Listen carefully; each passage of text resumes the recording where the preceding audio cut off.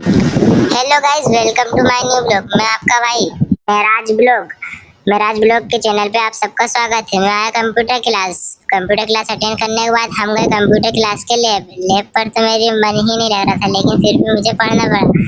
बने रहिएगा लास्ट तक, ब्लॉग में आपको काफ़ी मज़ा आने वाली है।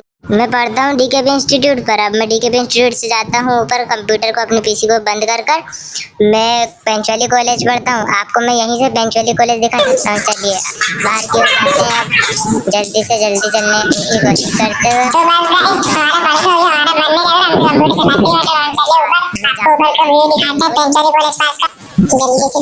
तो भाई लोग, अब तक चैनल को जिसने भी सब्सक्राइब नहीं करा है, प्लीज सब्सक्राइब कर लो यार। आपका सब्सक्राइब बहुत दिल को खुश कर देता है भाई। प्लीज सब्सक्राइब कर लो, फिर हम आपको और दिखाते हैं सीरीज। आप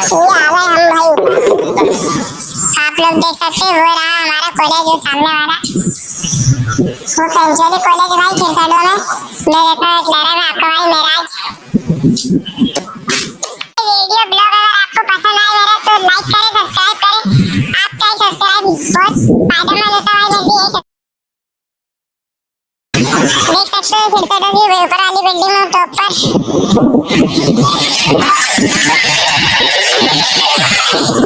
ये एजेंसी बन रही है यहाँ पे।